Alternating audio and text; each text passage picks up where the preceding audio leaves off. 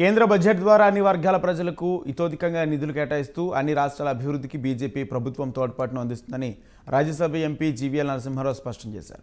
విశాఖలో బడ్జెట్పై మేధావుల సదస్సు కార్యక్రమానికి హాజరయ్యారు. భారత్ ఇప్పుడు 5వ అతిపెద్ద ఆర్థిక వ్యవస్థగా ఉందని, 3వ స్థానం దిశగా అడుగులు వేస్తుందన్నారు.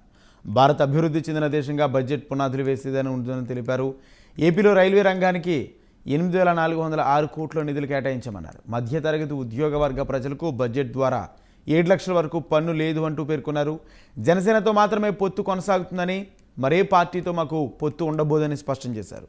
పదే పదే మీడియాకు ఇదే విషయంపై చెప్తున్నామని, ఇక రానున్న రోజుల్లో ఓ చేతో ప్లకార్డులు ప్రదర్శిస్తామని చమత్కరించారు.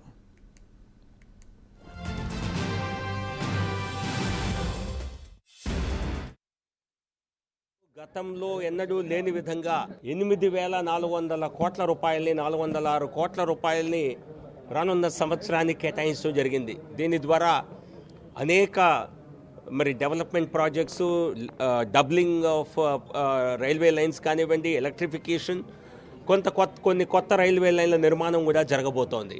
యూపీఏ ప్రభుత్వం ఇక్కడ ఆంధ్రప్రదేశ్ ప్రజల ఓట్లతో మీరు కాంగ్రెస్ పార్టీని 10 సంవత్సరాలు కేంద్రంలో, ఢిల్లీలో అధికారంలో కూర్చోబెట్టారు.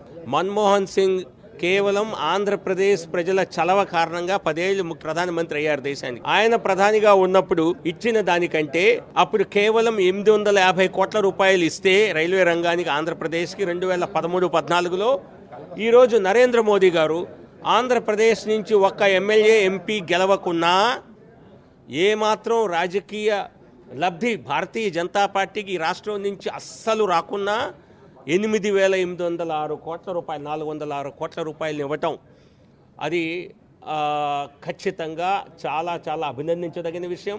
ఇది రాష్ట్ర అభివృద్ధిని దృష్టిలో పెట్టుకొని చేసింది తప్పితే దీని వెనక ఎక్కడ రాజకీయాలు లేవు. కానీ మన రాష్ట్రంలో కొన్ని రాజకీయ పార్టీలు కేవలం బీజేపీని, కేంద్రాన్ని తమ రాజకీయ అవసరాల కోసం టార్గెట్ చేసుకోవటం కోసం ఏవో అంశాలు లేవనెత్తుతుంటాయి. నేను చెప్పిన ఒక్క ఉదాహరణే, ఒక్క సీటు లేని ఆంధ్రప్రదేశ్కి అనేక రాష్ట్రాల కంటే అధిక కేటాయింపులు చేయటం జరిగింది. మేము ఎవరితో పొత్తులో ఉన్నాం, మేము చెప్పి గొంతు తెలిసిపోయింది, కానీ మీరు మాత్రం ఆపరు. సో కాబట్టి మా పొత్తు జనసేనతో ఉంది, కొనసాగుతుంది. ఏరే ఎవరితో పొత్తు పెట్టుకునే ఆలోచన లేదు.